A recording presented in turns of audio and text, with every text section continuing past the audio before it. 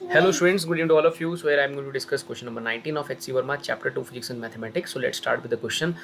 Give an example for which A dot B vector is equal to C dot B vector. और ये given है कि जो A vector है that is not equal to C vector. A vector C vector के बराबर नहीं है. So we can say that कि ना ही उनका डायरेक्शन सेम हो सकता है या उनका मैग्नीट्यूड सेम नहीं हो सकता है. कुछ इस तरह का कुछ भी रह सकता है कि अगर इनका मैग्नीट्यूड भी अलग है तो भी हम उनको डिफरेंट कहेंगे, अगर उनका डायरेक्शन भी अलग है तो भी हम उनको डिफरेंट कहेंगे. तो कुल मिला के बात यह है कि ए वेक्टर और सी वेक्टर बराबर नहीं है, लेकिन ए का बी के साथ डॉट किया है और सी का भी बी के साथ डॉट किया है, जिसका आंसर सेम आया है.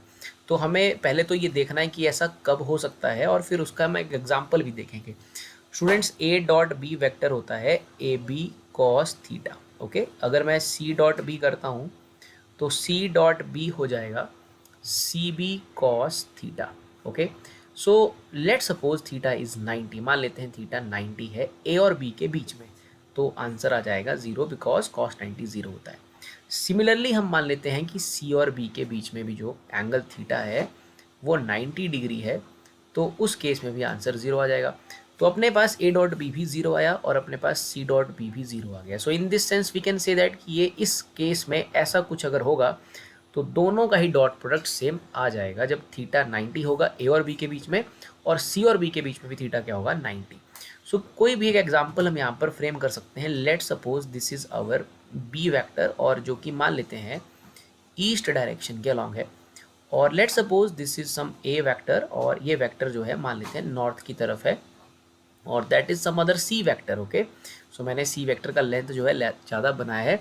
सो मैं एक तो देखिए सी वेक्टर को मैंने साउथ की तरफ बनाया है, एक को नॉर्थ की तरफ बनाया है, एक का मैग्नीट्यूड मान लेते हैं कुछ और है, सी का मैग्नीट्यूड कुछ और है.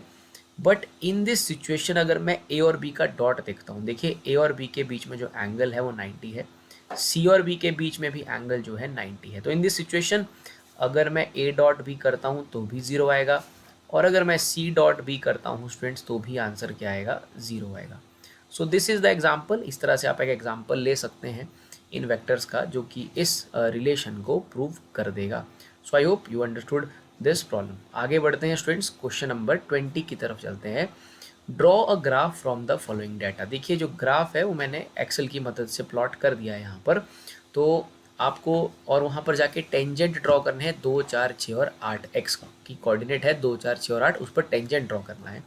और find the slope of these tangents and verify the curve is y is equal to 2x square. देखिए कर्व जो है वो है y is equal to 2x square. तो कर्व की इक्वेशन देख के ही पता चल रहा है ये एक पैराबोलिक टाइप ऑफ कर्व है. Okay, this is a parabolic type of curve, और this is basically increasing parabola. आप देखेंगे x1 पे 2 है, 2 पे y 8 हो जाएगा, 3x पे x3 पे y 18 हो जाएगा. So this is increasing type of parabola.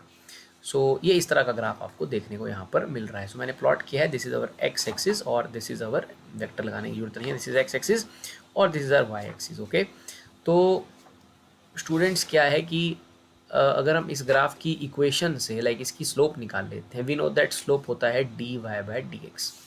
So we will differentiate the y that is 2x square, और ये करने पे आ जाएगा अपने पास 4x. तो देखिए ये तो स्लोप की वैल्यू है दैट इज़ 4x. जो स्लोप है वो x का फंक्शन है, x के साथ साथ स्लोप जो है वो चेंज होती रहेगी. ओके, इंक्रीजिंग स्लोप है बेसिकली. और बाकी दूसरा तरीका रहता है स्लोप निकालने का tan theta, that is the way to get the slope from any graph. Okay, tan theta लेके हम स्लोप का पता लगा सकते हैं. ये बिल्कुल एक एग्जैक्ट तरीका तो नहीं रहता है क्योंकि ग्राफ थोड़ा थोड़ा चेंज होता ही रहता है. सो बट एक अप्रॉक्सीमेटली हम जज कर सकते हैं, इस tan थीटा का इस्तेमाल करके स्लोप को जज कर सकते हैं, ग्राफ की स्लोप को चेक कर सकते हैं.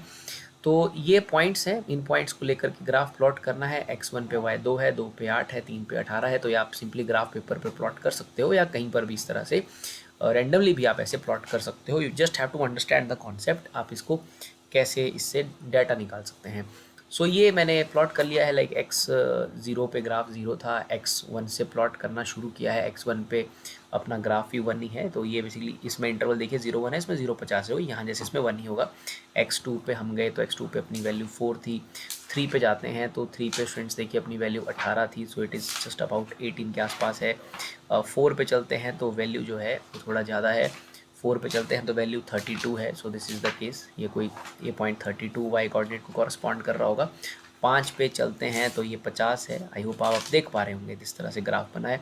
6 पे 72 है तो ये 6 है, तो यहाँ इसका 6 का लगभग 72 है। बेसिकली ये तो एग्जैक्टली 72 है क्योंकि मैंने एक्सेल की मदद से किया है।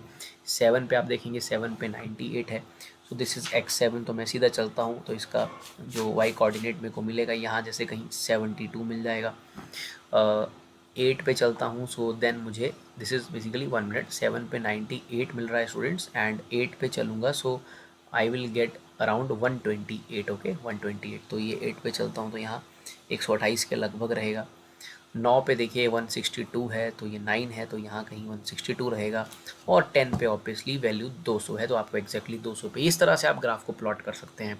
अब इस कर्व को वेरीफाई करना है। देखिए हम क्या कर सकते हैं, हम बेसिकली यहाँ पर tan थीटा निकाल सकते हैं। वी नो दैट कि जो हमारा tan थीटा है यानी कि जो स्लोप है वो 4x के बराबर है। Okay students, tan theta is 4x के बराबर है।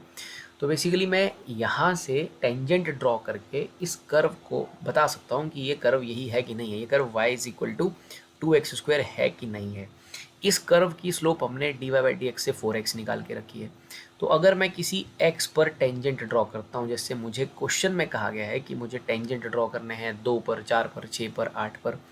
तो जैसे मान लीजिए मैंने x कोऑर्डिनेट 2 पर टेंजेंट ड्रॉ कर लिया, ax 4 पे कर लिया, 8 पे कर लिया। तो जैसे मैंने देखिए यहाँ जैसे टेंजेंट ड्रॉ किया है। ओके इस पॉइंट पे मैंने टेंजेंट किया है। सो ये बेसिकली 798 था तो 90 इज नियर 100, तो मैंने यहाँ टेंजेंट ड्रॉ कर लिया। सो टेंजेंट यहाँ ड्रॉ करूँगा, इसको इसे टच करती हुई लाइन ड्रॉ करूँगा और इसको आगे प्रोड्यूस करूँगा और यहाँ पर एक्स एक्सिस पर इसे कट करूँगा। So that is the tangent वो मैंने x7 पर किया है। जैसे मैं x7 पर टेंजेंट बना रहा हूँ, वी नो दैट कि जो ग्राफ की स्लोप है वो है 4x। सो यह आ जाएगा अपने पास 4 इंटू एक्स, एक्स की जगह आप 7 भर दीजिए। सो इट इज़ लाइक 4 7 4 ज़ा 28। तो ग्राफ की जो स्लोप है जो dy/dx है या जो tan थीटा है वो अपने पास 28 आ जाएगा।